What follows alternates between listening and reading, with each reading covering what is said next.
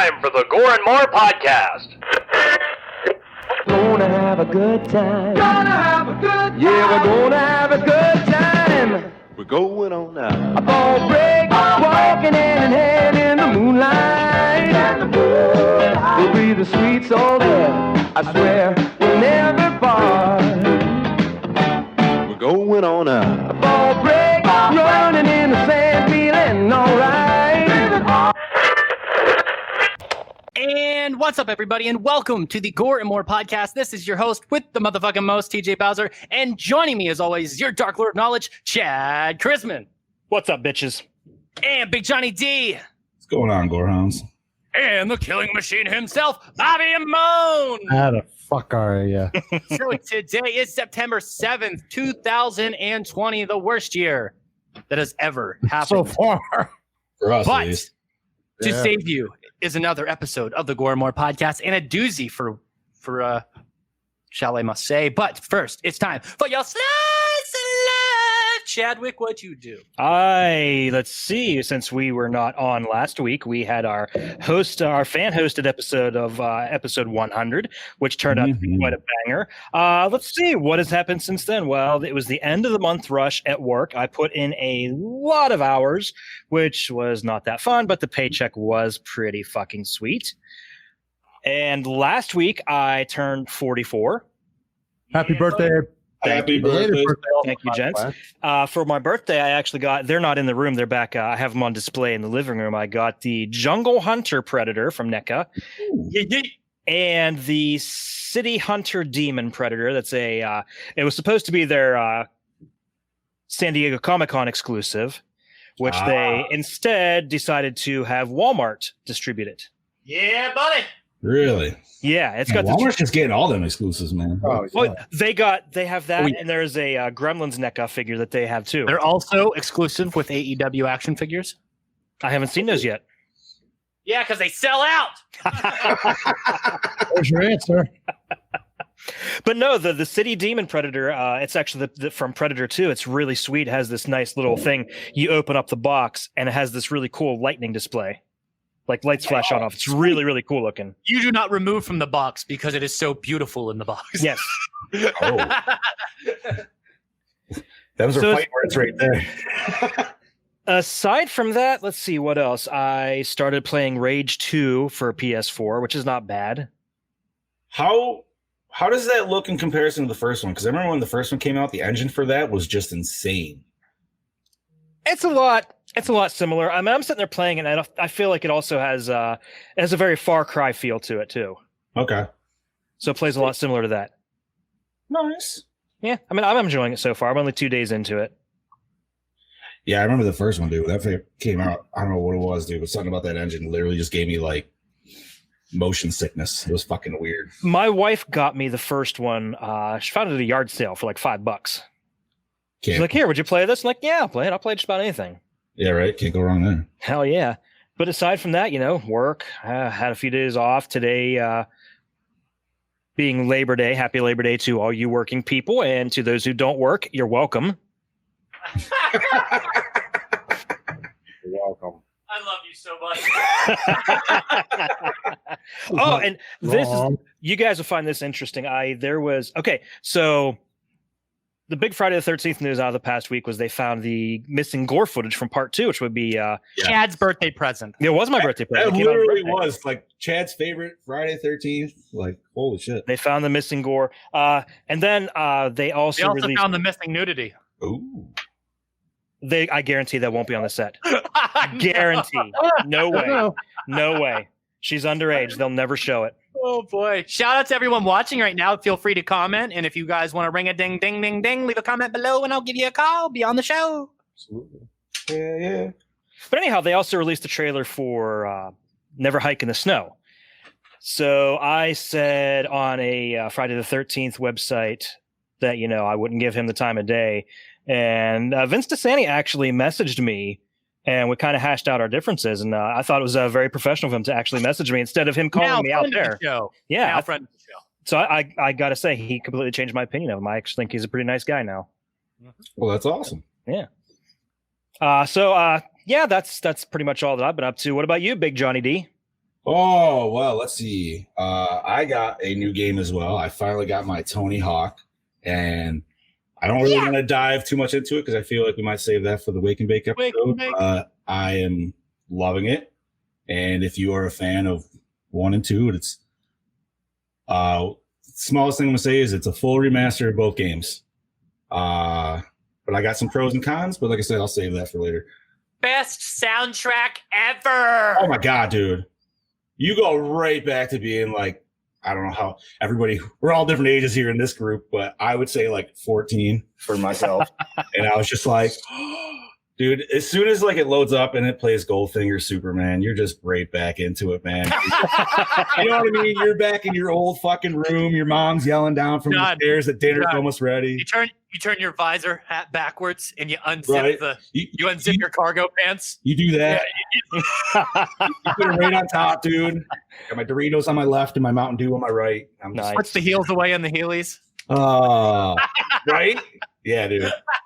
I go throw my bag over there, dude. I put my Walkman over here. Oh, and yes, I'm wearing pants. I just wear short shorts. Oh. Chad can vouch for me. I wear short shorts. Is it laundry day? Oh, but no, man. Just right. No, just enjoying myself. I got to say, shout out to the Gore Hounds that put on episode 100. That was a blast last week. It was nice to just be able to, absolutely awesome. It was nice to just sit on the couch and just, enjoy and shoot the shit in the comments. And we fucking, oh my God, dude. There's so many comments in there, man. I think I looked so many, like 300 comments. Yeah, I think 100 of them are probably from me. Our conversations were like so everywhere. I was very active in the chat. Well, but it was so fun to watch. Oh, dude, it was great. But no, watch that. Per recommendation of Heather Dye, I actually started watching Cobra Kai a little bit this week. I know I'm a late bloomer and I should have watched it on YouTube Red, but whatever. Seth Gilly. What's up, Seth Gilly? What's up, Joe Day? What's up, everybody? If you will. No. No booty holes today. That's late. No. That's the premium content that we pay for.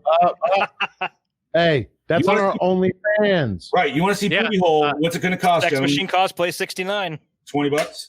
Oh! $20. $20 for a booty hole. I'm a $100 man. Wow. Yo, man, he's expensive. Listen, you're a lot better cut than I am, so you know what I mean.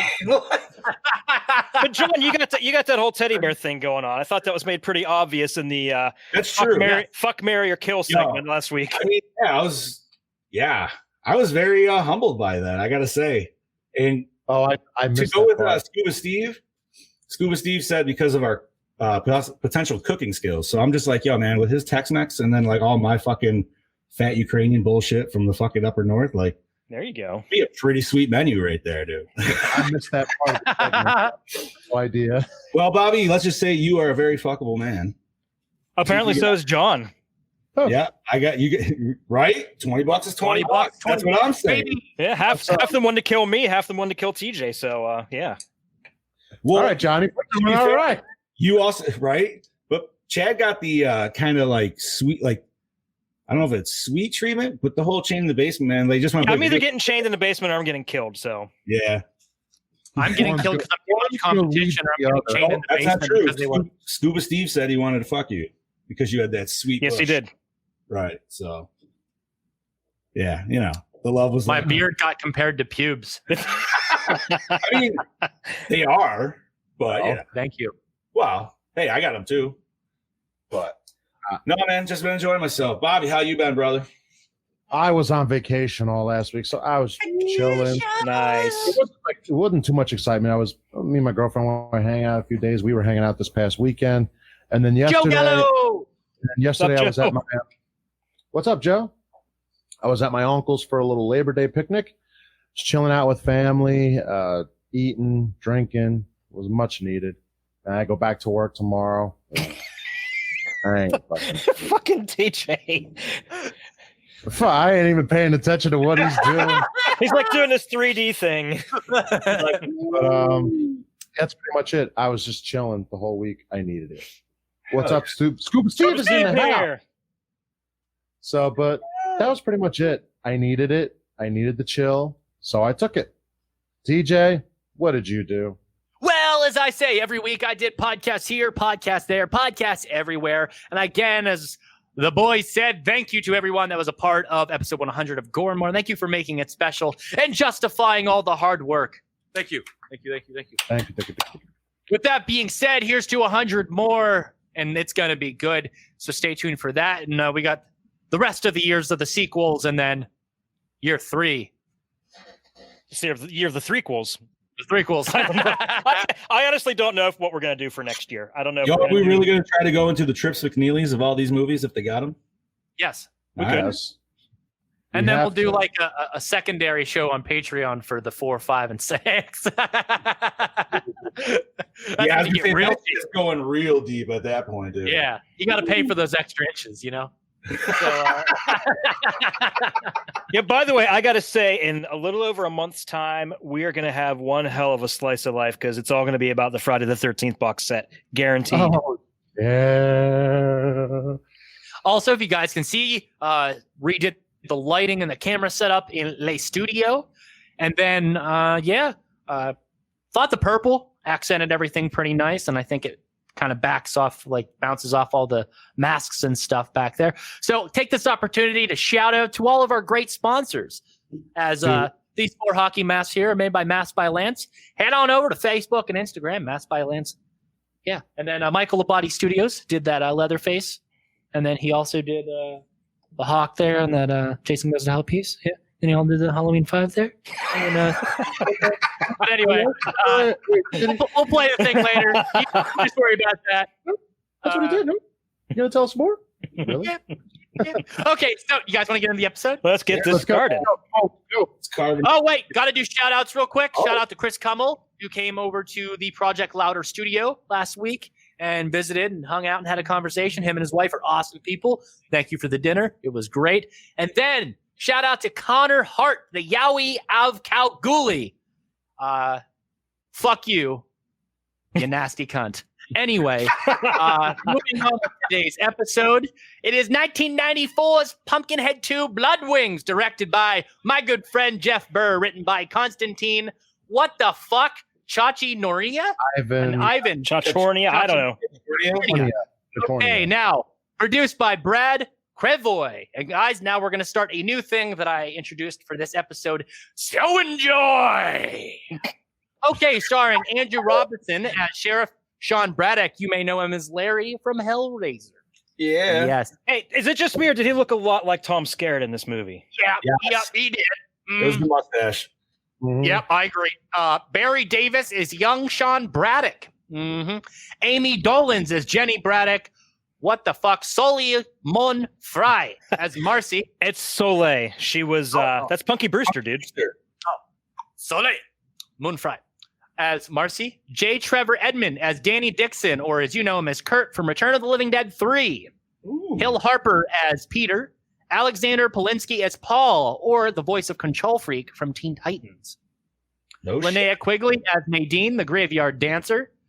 Mark McCracken as Pumpkinhead.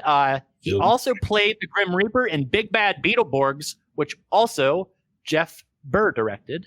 Also, Mark McCracken, if you guys don't know, his brother Phil McCracken, he's a homosexual. Wow. I was waiting for the McCracken joke. Wow. I was wondering why that said gay brother. That's a good one. Yes. That's Steve Canali as Judge Casper Dixon. Judge Gatlins as young Casper Dixon. Gloria Hendry as Delilah Pettibone, as you know her, as the first black Bond girl. Yes. Lylan Chavon as Miss Ozzy, or as we know her as Mother Superior from Silent Night, Deadly Night. Heck yeah. Yeah. Uh-oh, what just happened? TJ just stroked out. I was like, dude, what? There we go. Roger Clinton Jr. as Major Bubba. Joe Unger as Ernest, or as Brody Kane knows him as Tink Sawyer from Texas Chainsaw Massacre 3. Ah. He loves that movie. And, of course, Kane Hodder as Keith Knox. Don't know what he's done. No. Music by Jim Mancy, who's also done Texas Chainsaw 3, Stepfather 2, and Night of the Scarecrow. Definitely picked by Jeff Burr here. Cinematography by Bill Dill, also did Jason Goes to Hell. Holla Holla. Wasn't that the same guy where he was talking about the finger snapping story? Or is that a different Bill? No. Different Bill. Okay, so it's edited by Lauren maybe it's the finger snapping story. Lauren Schaefer, who also edited Weird Science, distributed by Live Entertainment. Released October 19th, 1994. Runtime of 89 midgets. Budget we don't know. Really, Roast, dude? we don't Really? know. You put you actually wrote midgets. He changed minutes to midgets in the notes. At this point, fuck it. At this point, it must be. Right. That's just what it is. But yeah, this went direct to video, so I don't think there was a. There probably wasn't. I don't think it really grossed anything, but roll that beautiful bean footage. I was waiting for the cue, man. There we go. Here Do we got audio? I hate intros that are silent. This is a bunch of horse shit. They better have audio. Okay, we're good. Yeah, nobody fired. There we go. A soul cast in hell, Looks like somebody's buried out here. This is a spell to bring back the dead. aching for revenge. Whatever Yeah, they're we aching, just got alright. buried out there, she wants to bring back to life. Let's help her out. Peter, Waiting for the moment entreat thy lord from far below. You don't know the evil you are conjuring, boy. to destroy his enemies. Breathe life anew. Love that shot. To thy soul.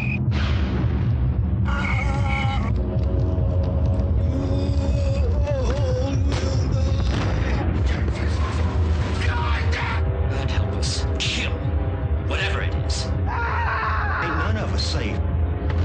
He gets what he come for. Maybe what we're I love the dealing with generic is scream. Human. I've never seen blood like this before. That dude with the mullet became an alcoholic, and he's in jail right now. What, the mayor? Yeah, the dude with the massive mullet. That was He got arrested in 2016 for like his The third sequel to DUI. Stan Winston's cult I can classic, see which that. grossed over $50 million worldwide. Oh shit. Featuring the monster from the man behind Aliens and Jurassic Park. Starring Amy Dolenz, Steve Canale, and Roger Clinton. Pumpkinhead 2. And something I want to mention, guys, special effects here were done by KMB. Mm. Yes. So they say, and the monster from the guy, so the original Pumpkinhead was done by Stan Winston, but not this one. No. That's why. No. And you can tell. And You can tell. the major, Yes. before we discuss it with fans or anything, let's get this out of the way. The major difference with Pumpkinhead is the lack of wings and the leg differences. No. The original Pumpkinhead never had wings either. No? I thought No. he had wings. No. That's 3. 3 or 4, he got the wings. Oh, okay.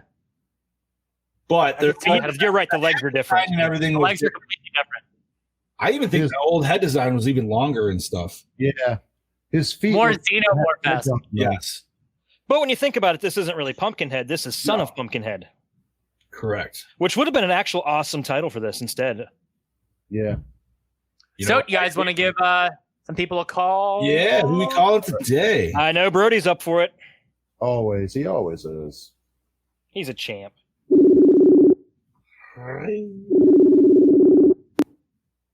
Brody came, a doppelganger, banger from down under. What's up, buddy? Not much, mate. Just getting my ass ready for work. Can I just say I love that fucking shout out to Connor. That was an absolute kisser. Fucking awesome. Yeah. How are you? How's the crew going this morning? Doing Guys? awesome. Wonderful. They're doing pretty good. How about you? Doing mighty fine, mate. Doing mighty fine. Pumpkinhead 2, brother. Well, as much as I love Jeff Burr and his work, I knew it was never going to be as good as the first. But however, I was not disappointed with the outcome. It just had what it had just what it needed it to be, really. Like dumb fuck teens that needed to die. Mm-hmm. Awesome lighting to showcase Pumpkinhead. I love that lighting every time. Like even though it's just a simple strobe light, I love it just to showcase Pumpkinhead. Bold violence and the Tommy backstory playing with his toys in the woods that reminded me of you playing with your figurines in the woods. Literally, the first thing that come to my mind, and I'm sorry to mention that. Don't be sorry to mention that shit. And I can't forget the mayor's sexy mullet. Like that shit is pretty tight. Right. Fuck, it looked glorious. I know. It was like a white man's Jerry curls. That shit looks sexy. So favorite scene. Favorite scene. Yes. Just the Carney scene with Hodder and Pumpkinhead had me in stitches. Hilarious and badass, but death by fighting cocks for the win. Fuck, that was funny. Also, I better mention, if you look this film up on YouTube, go to exactly 1 hour, 18 midgets and 45 seconds. It sounds like the cop says, Kunde. Yeah, you'll thank me later. Treat yourself. It's a pisser. Yeah. Okay, score, buddy. I'm going to give it a 3.2. I enjoyed this film. Awesome. Well, Brody, thank you for calling in this week. See you next week. No worries. Thank you. See you later, boys. Love you, buddy. Boy. Roebuck doesn't seem to be on here. Joe Gallo, if you want me to give you a call. I know Joe's. Yes, I would love to hear him shit on this. I know. I was gonna say. I know he's watched it because we talked about it the other day. So he just said about it in the chat. It's the second worst Pumpkinhead. Let's hear what you got to say. What's the worst then? 3? I don't know. This is the only one I've seen. Joe Gallo, what's up, buddy? Oh, not much, motherfucker. So, Pumpkinhead 2, thoughts, feelings? Oh, I was watching the stream. I must be a little bit behind as usual. You know what? I hated it. At least he's honest. It didn't really have any connection to the first one. I love 3. 4 is an embarrassment, but 2, I didn't really. The effects were cool. Kane Hodder cameo was cool. Okay. But I enjoyed it to not enjoy it. I got to sit and watch it with you guys and then make fun of it. Fair enough. Score? 2. I'll give it a 2 because it has cool effects. Okay, fair enough. Not bad. Thank Joe for your 2 cents. Appreciate it. Thank you, buddy. All right, I love you, and I'll see you in hell. Yep, love you. see ya. Yeah. Later. Already got a train going there. Oh. Anybody else? Steve, you want me to give you a call, buddy, if you've seen this movie before we start this review? This movie? Hey, Joe said this Amy Dolenz is related to Marino. Yes. Yeah. I could see that. Who's Marino? Like, he's the gentleman from Jersey who did part 6 that Joe did that big 3-day shoot with. Oh, cool. Yeah. Bobby's met him before. I could see that, man. They're both beautifully blonde. I hope Marino's listening to that just right there so he can hear that shit. He probably is. He probably Right? will eventually too. So. Okay, guys. So I don't think we're gonna give Steve a call. He hasn't commented in a little bit. So okay. Moving on with the review. Who's gonna give? We didn't do the plot rundown yet, brother. Okay. I actually haven't done one in a while, so I'll Go be for my it. guest. So after a group of teenagers indirectly cause an old witch to be burned, they accidentally revive Pumpkinhead. This time, Pumpkinhead is inhabited by the soul of a deformed orphan killed 30 years before. He goes on a bloody rampage after his tormentors and the teenagers. Meanwhile, a local sheriff tries to solve the mystery and stop the murderers. Yeah. Short and spicy. Sweet. I like it. Super spicy. So, I think we should obviously mention this is a follow-up to episode 60 of our review of the original Pumpkinhead. Yes, sir. And you know what? Chad, you said this was your first time, right? This was my first time watching it, actually. Yes. My first time as well. Oh, nice. So I haven't seen any of the sequels, so I've only ever seen the first Pumpkinhead. That's all I can compare these two. 2006, I believe. It was, it was right. 06, 07, something like that, yeah. Later 2000s, and then the other one was what, 2014? Number 4, I think it was. Something like that. A little early. I think if you view this film as a standalone Pumpkinhead, I think you can appreciate it. Well, yeah. I mean, if you look at it in the same light as, Pumpkinhead can, basically pop up anywhere at any time. Right. He's a demon. He's not necessarily bound to any certain region. Right. Oh, it sounds like another movie that people hate.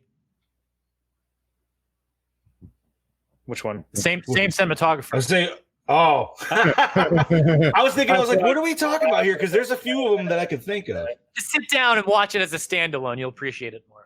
Wait till you get till 4. Oh, I bet it's shitty. I bet it's shitty. So, what do we got, Chad? But yeah, I didn't think this was horrible. I read really shitty reviews on it, and I enjoyed it for what it was. I mean, obviously, it wasn't a theatrical release, and you could tell it wasn't up to theatrical quality. But yeah, at least it wasn't in 4:3. No, it wasn't what? It wasn't in 4:3. Yeah, that's true. Yeah, I enjoyed it. It had some really good kills. I mean, and for some reason, we had to see Linnea Quigley's boobs again. There is no limit, Chad. Yo, man, you know what? Actually, I think they look. Well, they look better in this one because they were a little bit more. She was a little bit thicker, I feel, than in some of the other movies we've seen. Well, she was getting older and putting on a little weight. I mean, implants don't age. You know what, man? I'm just saying. I like the. I don't have anything against her personally. I think she's a fine scream queen, but God, this is like at least the 5th movie we've seen her naked in. You know what, dude? I guess maybe I'm just appreciative because there's a big bald and bearded guy underneath her. So I'm there was. So at least banging Santa Claus or something. That's a damn good scene, though. That was entertaining. No, you mean you literally had Big Johnny D right there, man. Listen, R.I. Mihailov's line. Oh, my wife said you can't teach an old dog. Right? Fucking A, dude. There's a little shit shack they were in. Hey, Chad, let's peek behind that curtain. Well, I don't have much. There's actually not much behind the scenes for this movie. Surprise, surprise. If we had the Scream Factory release, we could have a little bit more. Yeah, but that's out of print. It's hard to get. It's been out of print for about 2 years now. So it was shot in 24 days. Judge Dixon's house is the same location used in Motel Hell. Okay. Another classic. That's something we should review at some point. Motel Hell? Yeah. I've never seen it, and that would just give me a good reason to. Interesting, wicked movie, I will say. The Book of the Dead prop from Army of Darkness is on display inside Miss O.C.'s house. And of course, like we mentioned, KMB worked on both films. Nice. I got another connection to another film nobody likes. Is it Army of Darkness? No, sorry. And that came out the year before this one, too. It did. Soleil Moon Frye had to gain 20 pounds for her role as Marcy in this film. Really? Apparently. Huh. I couldn't tell. She looked delicious, but Yeah, she wasn't bad. The witch's house was built and burned on Sable Ranch, requiring permission from the state of California to selectively trim old protected oak trees. I'm not surprised. California has a lot of. California is very strict, and that's why they have all the wildfires. Look at the bullshit you got to jump through just to make a fucking movie.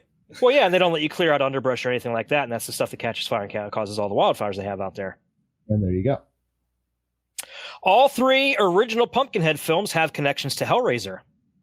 Andrew Robinson, Doug Bradley, and Lance Henriksen have all acted in both franchises. Oh, shit. Say they brought Lance back for 3 and 4 of the series. Chad, do you want to answer Joe's questions? Note the filming location of the final chapter. I have no idea. I don't know. I think we did. We did. Not only those 2, Part 4, Parks and Recs, Entourage too. I don't know. I feel like we might have. We did, I believe. Pumpkinhead, the beginning of the calzone. Was it? That was episode 60. I mean, you have to kind of dip back a little bit. Yeah. I mean, if we mentioned Parks and Rec. No, the calzone was after that because I was on the episode of the calzones, and I worked through the Pumpkinhead episode. But I gave you guys my notes. You did because TJ read them at the end of it. Interesting. Okay. Move the train. Anyway. Okay. In 95, EA published a first-person shooter computer game for Windows called Bloodwings: Pumpkinhead's Revenge. The game was very poorly received. That's awesome, and I remember seeing ads for it, but I never played it. I might look that shit up. That would actually be an interesting game to play as Pumpkinhead. To play as Pumpkinhead? I don't think you play as Pumpkinhead. I think you fight Pumpkinhead. Either way, whether it be a victim or... Well, that would fit into the whole new aesthetic of one guy going on against like 5 or 6 people. essentially the Friday 13th game, you could do it with the Pumpkinhead dynamic. Mm-hmm. Yeah. I think Pumpkinhead would work well as instead of its own game, put him in Dead by Daylight. Yeah, I mean, dude, that's the one that's definitely got obviously the most encompassing of all the killers and shit. Yeah, like that's their own. So, which, by the way, I just can't get on it. I can't get into that game. Dead by Daylight. Yeah, I've yet to try it, dude. I've played it a couple times. I'm like, it's hide and seek. Oh, I started playing that game I got, Those Who Remain. Ah. So, update, that game's terrifying. You have to stay in the light, and if you turn the lights off, it looks like the people from the fog are coming to get you. Nice. And it's really fucking creepy. Fucking show derailed you. Ha ha, idiots. Although I agree with Pumpkinhead Isolation, that would actually be pretty good. Yeah. You could just do a mod with Alien Isolation with Pumpkinhead. That would really Anyways, work. What else? Okay, so it's very interesting to note how very unique and different Tommy is from the original Pumpkinhead. Tommy's body is actually vulnerable to weapons and physical harm, being able to be harmed with guns. The original Pumpkinhead's body is completely immune to physical harm. Tommy is also the only demon to actually show some form of mercy and humanity, as he set Jenny free after realizing she is Braddock's daughter. Mrs. O.C., the equivalent of a summoner in the film. Her death did not physically stop or even harm Tommy. He also expresses feelings of rage and grief after she dies, making him the only demon to possess any feelings for their summoner. So I'm guessing basically it's because he had a more human soul. He's basically a kid. Okay. Right. All right. By the way, that was a pretty sad. Like that could have been a movie itself, right there. Yeah, that really could have been actually. Now that you say it. And last, the film may have nothing to do with the other films as it focuses on a town more modernized, though still very rural. Yeah, it's still got its little rural elements. Or at least hypothetically, okay, now follow me here. This film exists in the same universe as Evil Dead and Jason Goes to Hell. It could. Hypothetically. Yeah, very well could. So you can watch Army of Darkness, this film, and Jason Goes to Hell, and it's in some sort of shared universe. Yeah, I would agree with that. We can be okay with that. Seeing that KMB worked on both films, Necronomicon's present in all of them. I think that's something that, I think that's, you know what? I think we're going to start something here. And Thank you, Adam Marcus. Going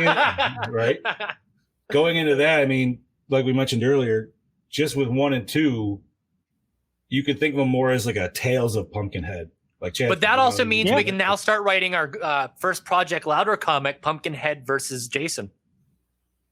That would be interesting. Part 9, Jason versus Part 2, Pumpkinhead. And then you bring in Ash. Buddy. So then you bring in Ash for the third part?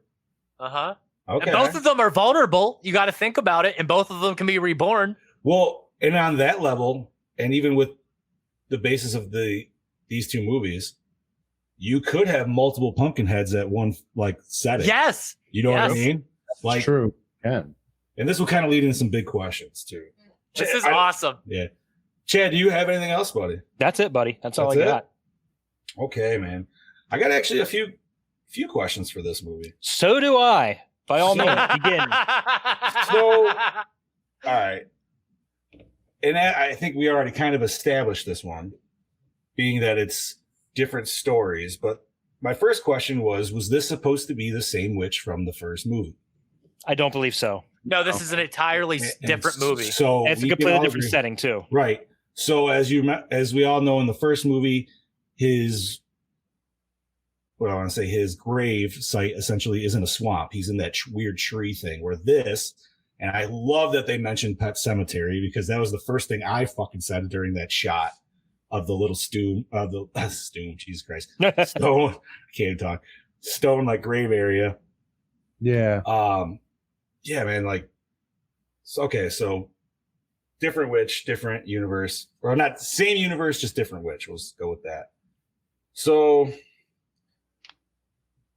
want to see if you guys noticed this, but in the shot after the cabin burnt down, and the sheriff was investigating it, and he was holding up the board with the scratches on it, talking about how there was something to try to get in or out. Okay. It does a far away shot of them talking, and it shows the scarecrow. Now, earlier, if you noticed, when the kids were approaching the cabin, the scarecrow was just a generic, bare bone scarecrow. In this shot, it was a corpse. Head in it. It was a corpse. I noticed that too. Where? That's in my. I wrote that down too. Where did that corpse come from? I had that. I was wondering that too. Because I'm like, well, it's clearly not the witch because they said she's in the hospital. So, and it wasn't the first guy. Like, did they find his head when they found his body all like mangled up? I didn't think they killed him yet, or I didn't think Pumpkinhead killed him yet at that point. I don't think. I don't think so. Where did this random fucking rotting head come from? Yeah, because that looked like a well decomposed head too. You know, I should have like messaged Jeff and had him like call him in. We should have done this. That would like, listen. I could have. Oh, we should have prepped more. I'm sitting here thinking like we have all these questions and these could be easily answered. Oh. So, and this is, I feel like this might be kind of an easier one to watch, but the kids got to the cabin. They noticed the witch wasn't there. Why the fuck hang out? You know what I mean? Granted, we could just say to help prolong the movie, which obviously would be the direct answer. But like, in legitimate, if you went to go look for somebody's hurt, okay, she's not there. I would feel like you're going to continue to go look for her somewhere else. Like, they were just like, nope, we're going to start rummaging through her. Yeah, shit. Let's go in. Let's light some candles. Oh, hey, look, there's a spell. Let's take that. Yo, if you guys never watched or read anything, you don't go fucking rummaging in the swamp witch's house. Don't touch. And you her do shit. not touch the ritual book. And don't take her shit, especially when she tells you don't take my shit. But that's all I got. Chad, what did you have for some big questions, bud? The one big question I have was why? Why did they see the spell and say, "Hey, let's go raise the dead. Let's see what happens"?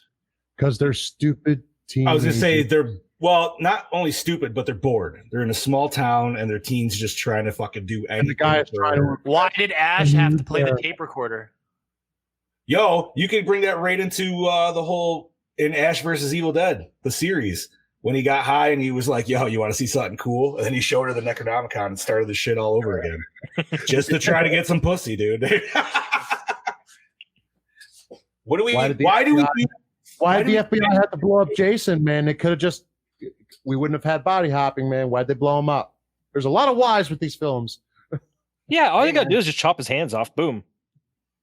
Right? Yeah, and he headbutting everybody. It's like, close enough for that, yeah. That's true.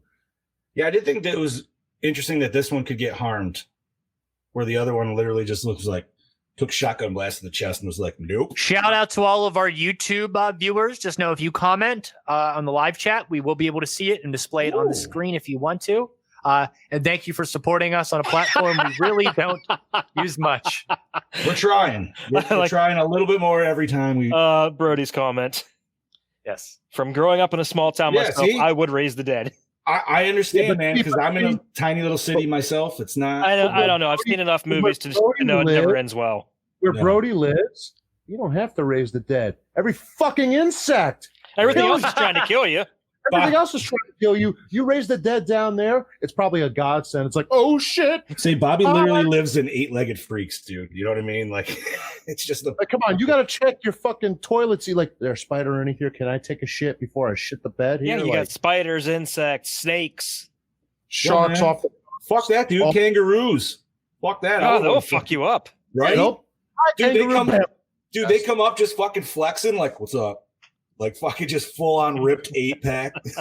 And what you don't know is the little one that's in the pouch will be the one that gets your head. Bro, it's like Terrafor from fucking MKX, man. Like little kangaroo just hops. Dude, it's the Howling 3.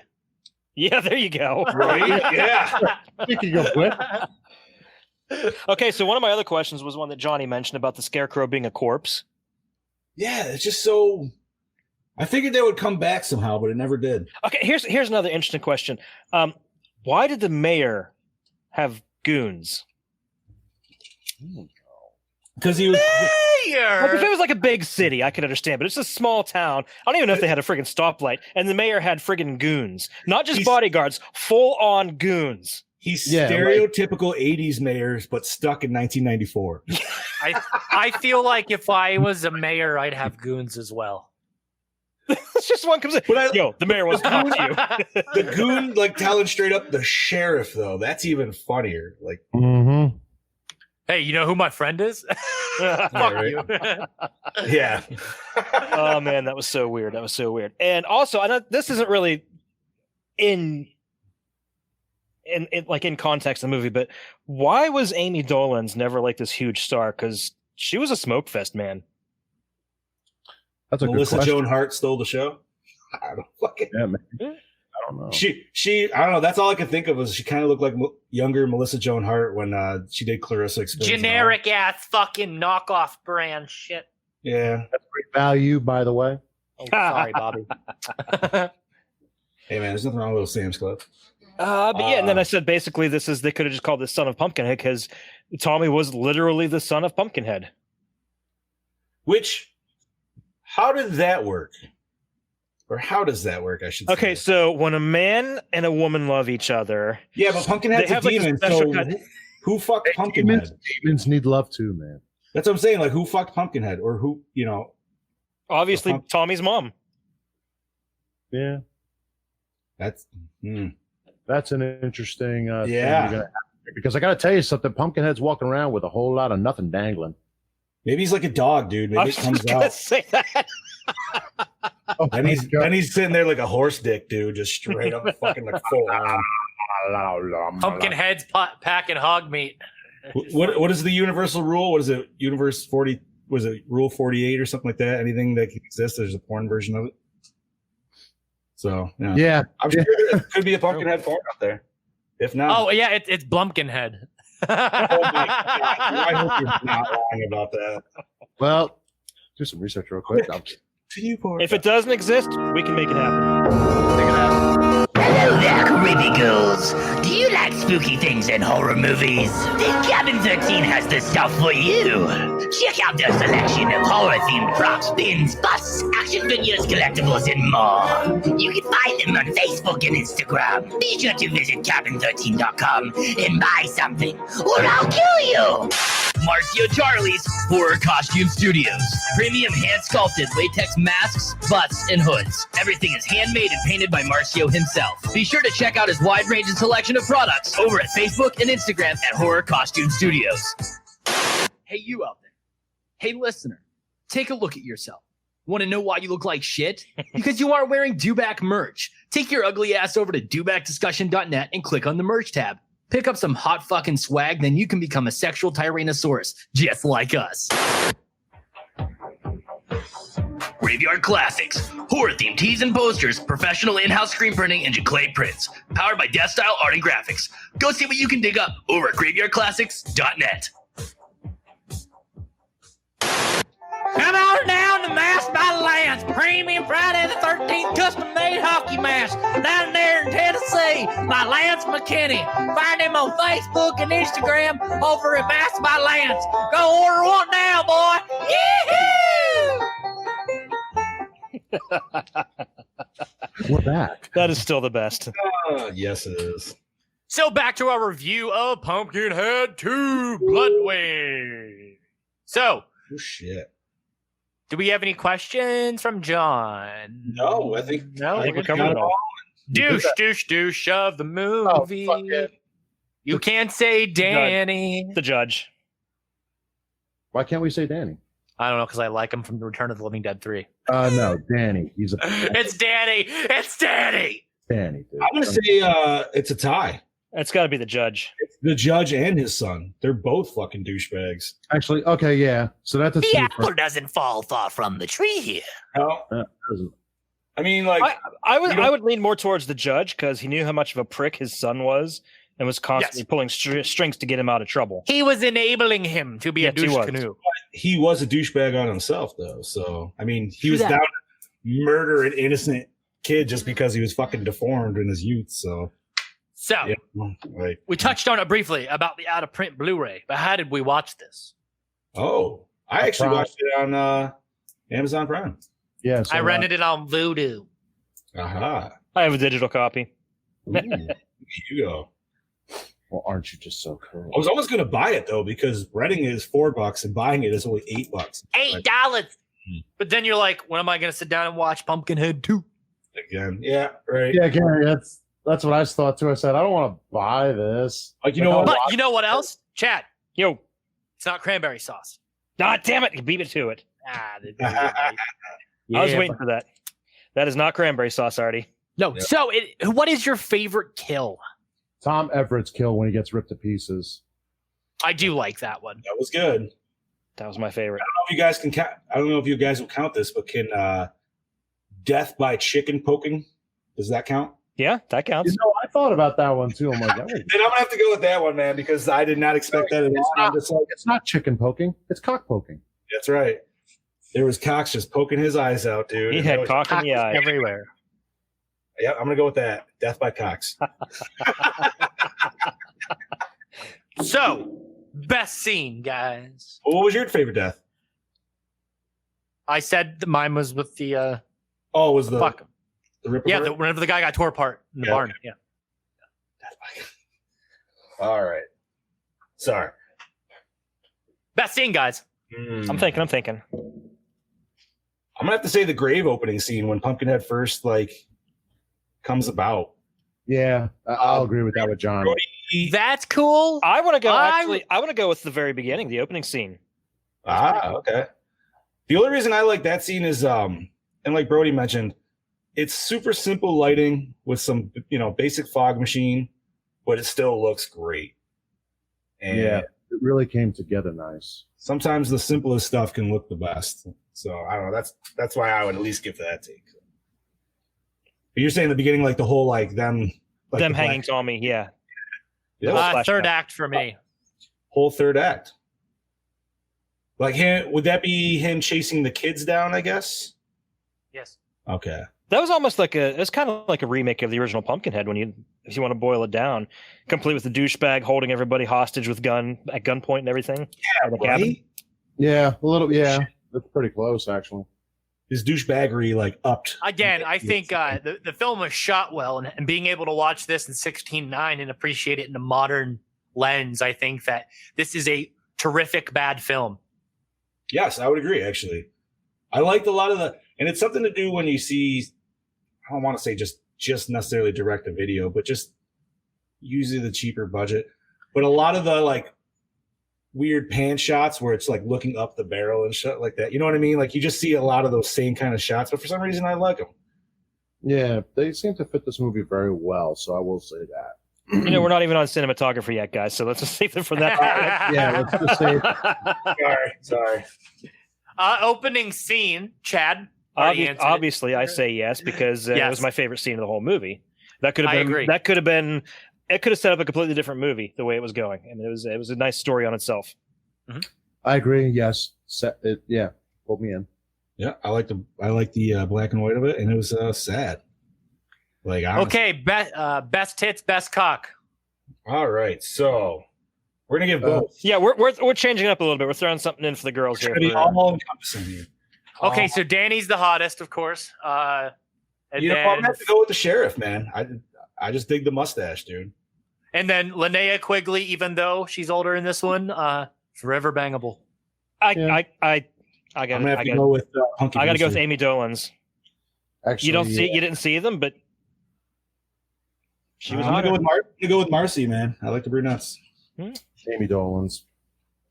Okay, what's next, boys?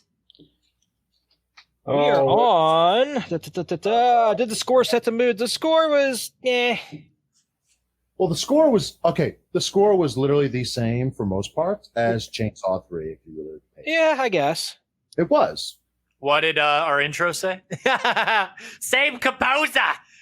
Right. Well, yeah, but the problem is it's literally same tracks. You feel like it's a lot of it's taken from that? If you go back and watch Chainsaw 3 when Ken Foray's loading his gun and Tank is in the truck, listen to that music. Listen to half the music throughout this film. It's the same track. I got to say, it's been a hot minute since I've seen TCM 3. So yeah, I was going to say for sure. So, I mean, I'm not going to say it set the Hold on, Brody.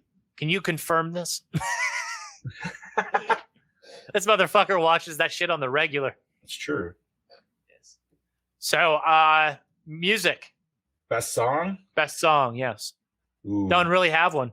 Whatever that song she was listening to when she was talking on the douchebag. There was that song and the one that played on the end credits, which could have even been the same song. I didn't even notice. I wanna be.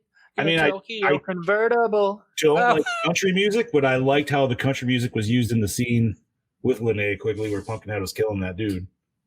Yeah, actually, that actually fit pretty well. I don't know. You don't really. That's a very rare thing. You don't usually see people getting ripped apart in the country music. So it kind of fit. Oh shit! Oh, Brody said not sure. We'll have to go through. Yeah. So, gentlemen, favorite character? Tommy, the sheriff. Yeah, I like the sheriff too. I think honestly, like he was my favorite. Yeah, he was good. He just seemed almost too nice to be a sheriff, though. You know what I mean? too nice to be a New York City cop. Okay, yes. For what he said, 8 years, I think it was, or something. Yeah. You think he'd be a little bit more? Although maybe he's just Danny. Danny. Yeah, Danny. He definitely had that. He had that '90s like. What is it? It's almost the like character is so perfectly douchey. Right. From just his left earring all the way up to his bowl cut down the center. I got a kick out of it at the beginning when you first meet them, and they're just hanging out in the school parking lot. Were they just waiting for her to come so they could all just not go to school together? That was kind of weird. Pretty much. That's probably what it was. I'm gonna take like that though. too. Yeah. It's like, yo, freshman. Where we at, boys? Where we at, boys? We are at. Is it scary? I wouldn't say it's scary. I'd say it's campy as all fuck, and I love it. Campy, but not scary for me. No, maybe at one point it was. Maybe watching this as a kid. Sure. Yeah. Maybe. Fuckered the butthole. Yeah, but if you compare it to the original, where the original had those really cool locust sounds and everything when Pumpkinhead. Yeah, dude. Where was my fucking cicadas, dude? Right. I was the whole time. God damn it. that was my biggest complaint though, was the lack of the cicadas and the like he didn't even sound the same. He didn't make the same noises. Huge budget cut compared to the first one with sound. True. Clearly, if they're reusing sounds and music from TCM3. I mean, he even looked like a smaller build too. I could be wrong on that, but probably not by much. I think even in the later, which I haven't seen, but I'll tell you why he's the smaller build, because in the first Pumpkinhead he was on stilts, and on the second one I don't think that he had that because the legs are completely different. They're more hooves in the second film rather than the backwards weird feet thing that he has. Also, is it just me, or were his hands like twice the size in this one as they were in the first one? They were. He was more grabby in this one as well. Yes. The whole fucking movie just. Yeah, he was like hello. That head rip though was great, dude, because like his thumb was like really small, so that was really cool. Like it would have go around his, but it still works. I don't give a shit. He could give someone a mean Trump with that hand. Oh yeah, he could. So, gentlemen, does it hold up today? It holds up to my standards today on the perfectly shitty movie. This is like if I was gonna say, okay, you want an example of a standard for me? This is the perfectly shitty movie for me. So, yeah, this would be a fun movie to get drunk and watch with a group of people. Yeah, that I will say. I will agree with that. So, like, you're getting tired towards the end of a Halloween party.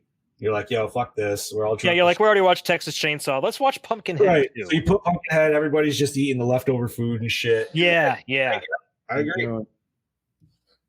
I think this would just still go perfect for a double feature with the first one. You know what I mean? Just yeah. I think that'd be pretty cool. Pumpkinhead. It's the same level of like Tremors 2 to Tremors 1 to me. I'd watch this back to back with Jason Goes to Hell. 93, 94, baby. So what would you do first? Would you do Army of Darkness, Goes to Hell? Jason Goes to Hell, and then this. Okay. That's actually the right order, too. Yeah, it is. Right. Triple feature. There we go. What's 92, 93, 94? Yeah. Yeah. Fuck yeah. That's cool. All so right. guys, so acting. Acting was phenomenal. Like I said, the casting was just mwah, mwah. Yeah, I will say that the acting was really good in this. Actually. Jeff Burke and sure cast. Except for the extras, those two old ladies that were standing in front of the. John knows exactly what I'm talking about. Hey, Chad. Yeah. You've watched the Ghoulies, right? Oh yes. Graham Painter liked to point out to me that a lot of these people are used in the Ghoulies films. Oh, yeah. Nice. I'm not surprised actually. But yes, the extras. Not just to mention the old ladies, but the two goons for the mayor. Yeah. Like, you know what I mean? There's definitely some people that were hamming it. You know what's interesting Right. is that this film is not a New Line film. You know, it feels like it should be. You're right. All the cast. It does seem like it is would New be. Line. All the fucking cast, all the people on the crew, New Line for the time. Not New Line. You are very right. That does. Maybe it was originally going to be a New Line release, and at the end they dumped it onto the whatever is live entertainment or whatever. Was New Line doing direct to video, or was this company a subsidiary of New Line? That's a good question. That's a very good question. That is. I mean, New Line. Like what? I'm gonna look this up now. I feel like they were doing direct to video even in early '90s. Maybe. I would say they did, but this could be like. Right. This could be to New Line like what Touchstone is to Disney. Like a subsidiary. Yeah, so we like this, but we don't want to put it on this name. So we'll just Yeah. I can totally see that. TJ, your light is just changing all over the place. That's because he's messing with he's looking stuff up on the computer. I could tell that's from his screen. So where are we at now? Cinematography. Ah, here. DJ. You guys talk about it, and then I'll come at the end. Well, I really liked it. I think the film was actually pretty well lit. It was. In, so am I. Did it? Yeah. It reminded me of honestly like just the haunted house lighting effects, which obviously I personally love. But like Brody said, very simple, man. Anytime he showed up, it was just a fog machine and some strobe light. It was simple but effective, yeah. Correct. Like it just worked. Like that's all you need, and it gives you that perfect cheesy horror feel. You're just like, yep, great creature feature, little fucking. And like I said, man, I like the weird like panning shots, dude. A lot of it kind of feels like Evil Dead-esque or whatever, but you know what I mean? Like I always talk like the direct up the barrel, like when he's holding his friends hostage in the cabin there, you know, they show it up a lot where they're showing it from the right up the gun. Every time they show them, they always show that shot. But this was an independent company that dabbled in the direct-to-video market. Okay. Oh, okay. But yeah, they mostly dealt with. They lasted from 1998 till 1996. Oh, sorry, 1988 to 1996, and they sold for $140 million. And yeah, they have all the information here about like the history of it on this website. I'll post it in the comments section for everyone to look. All right. But yeah, gentlemen, what do you guys got on the? I'm going to talk about cinematography. Let him go. No, Bill Dill, of course, you will see a lot of shots that are reminiscent and stylistically similar to those you see in a film that he did a year prior to this with Jason Goes to Hell. It's fantastically shot, like Bobby said. Whoever was in charge of lighting was on point and definitely was trying new things on this film. I definitely love the red filter on the POV shots. Definitely set it apart from other shots in the film. Definitely allowed you, the viewer, to establish that it is Pumpkinhead's view. And it kind of gave a menacing feel to that footage. I will say that the cinematography accented the KMB effects perfectly, as it just enhanced them in all the best ways. I don't know. It looked really good. I would love to see what it looked like on VHS.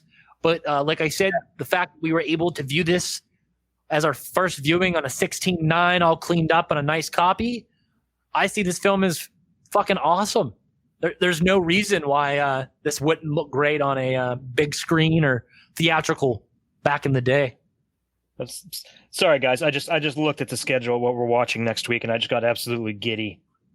What's that? We'll talk about it at the end. Let's finish it talk up. at the end. Okay. Fair enough. So, anything else to touch on cinematography, gentlemen? Premise, boys. Yes, I love the premise. Yeah, I did too, actually. So did I. Yeah, it's pretty much the first one, a little bit sadder, actually. Well, I don't know. I mean, they're both death of a kid. Yeah, I think the first one is a little bit sadder as far as that. As far as the motivation behind it. Father. I could argue. I mean, They're both pretty. The first one was an accident, so we can kind of give that. Like the dude. The second one was straight up fucking murder due to the result of bullying. Straight up, that's what they went. And it wasn't a bullying a normal kid; it was a kid with disabilities. Yeah, which really fucks with you. And it was a kid that liked to play with toys in the woods, and that is the biggest fucking problem. Right? TJ takes this one personal at this point. Yes, on many levels. But dude, they didn't just fucking murder him, man. They fucked his ass up. Yeah, they tortured him first. Like, how many times did they hit him with baseball bats back and forth? And to clarify, not in the Deliverance way. Yes, there wasn't any banjos going on in this. There was in the show, though. If you ever hear that, just paddle faster. Yes, do not stop. Yep. Go. But no, man. In that case, Joe Gallo jumps and drops to his knees and. Ooh. So, guys, recycle, rewind, or remake. I'm going to rewind this for days and never return. Yeah, this is a rewind. Yeah, that'd be a rewind for me too. Yep. I mean, it's remake it.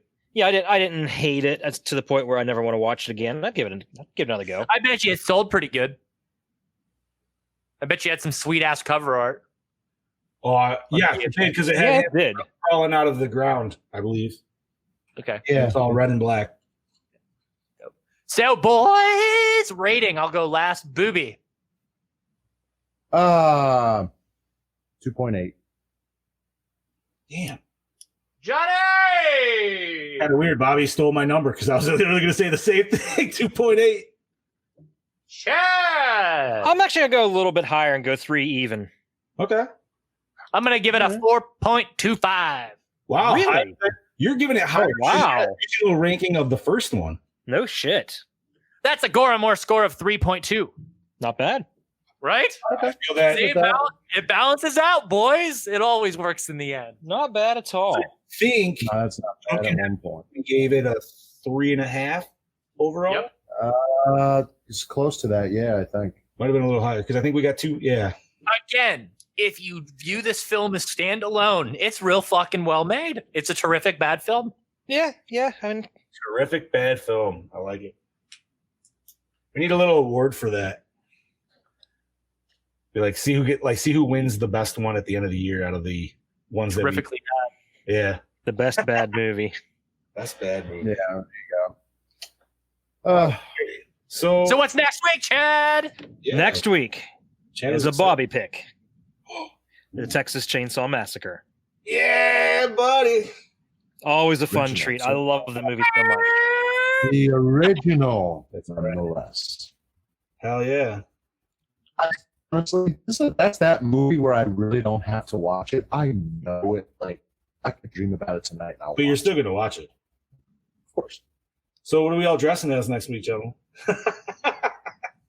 I'll probably have Senor Leatherface on. Oh, well, you're going to have 2 then, because I don't have anything else to accompany another character. I don't think I have anything. So I can go get We should all dress up and put some dirt on our face. right. I say, anybody got a? Actually, Chad, you already got the white T-shirt on, man. You just bloody that up and dirty up a little bit. You're the fucking stranger. Yeah. You gotta get Chad the long black-haired wig, dude. I'll get him a straight razor. He can just cut himself the whole episode. I can do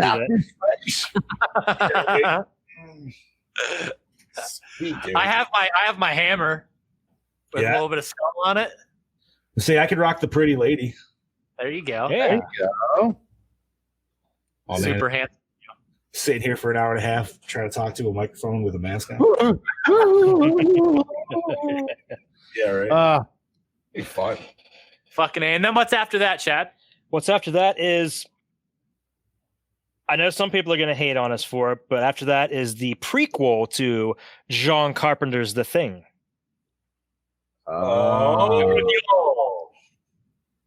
Wow, I haven't watched that since it came out. Yeah, me Yeah, I too. haven't watched that in a long time either. All that sticks in my head is like it was awesome until the CGI. I Yeah. really wish they would release the original non-CGI version. Oh my god, that'd be amazing. That would Oh be. shit! Wow, we got a hell of dude. Our week's coming up, man. They are pretty packed with some awesome picks. Oh yeah. Yeah. Oh, trick or treats after that, buddy. Me and the wife were just talking about that yesterday. Trick or treat as in Sam Kerr. Yeah. Yeah. So, I know that was my pick, but I'm actually excited for your pick for in October, and that's Deep Rising. I know, buddy. The I don't care grand finale. I don't care how cheesy that movie is, dude. That fucking is a fun movie.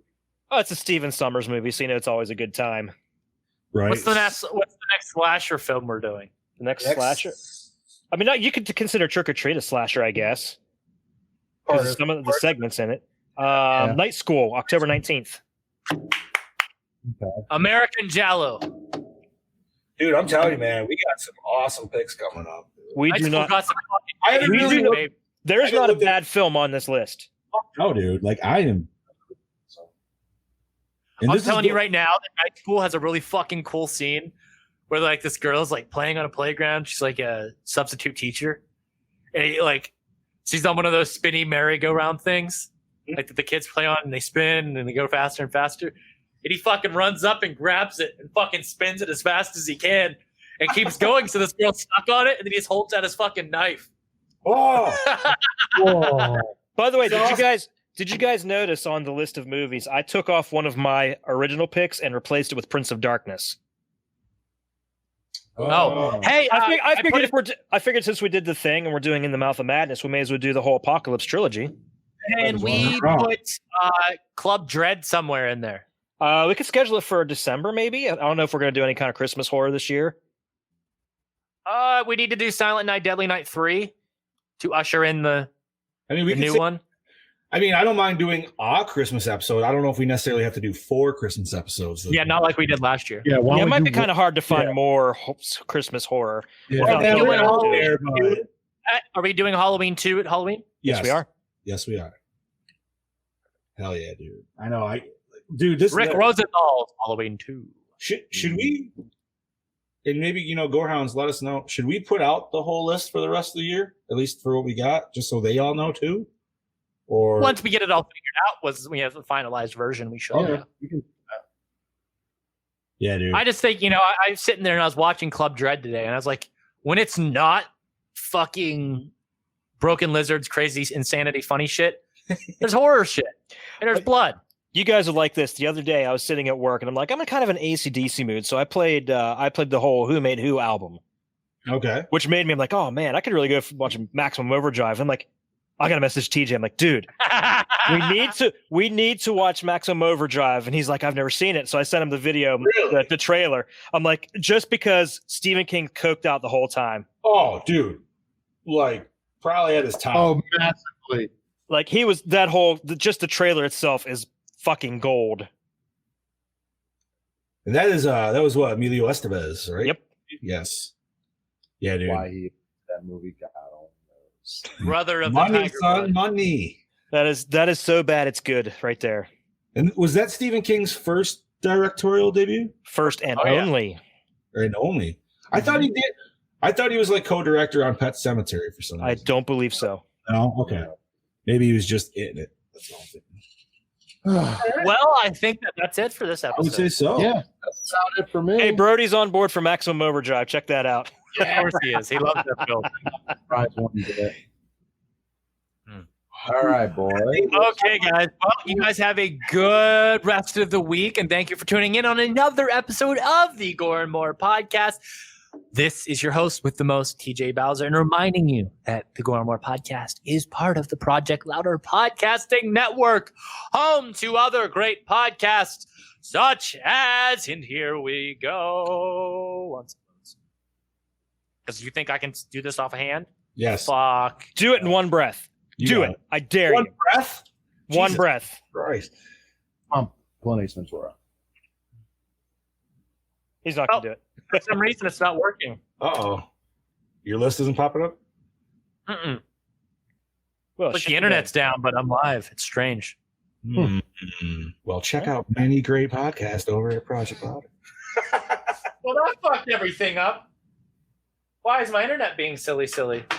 I don't know, but you're still coming through on this end, so we're still streaming, buddy. Okay. Well, let's finish it off. Just head on over to projectlouder.net. Check out all the awesome podcasts on there. I'll be able to list them off, but I know I'll miss a couple and piss people off. So Not going to go for this. Say we're So, as always, see you next week. This is your dark lord of knowledge, Chad Christmas, saying, hey, if you haven't recently, call your mom. Oh. This is Big Chatty D saying, see you later, go-rounds. So we lost TJ. Oh, shit. I'm saying, see you fuckers next week.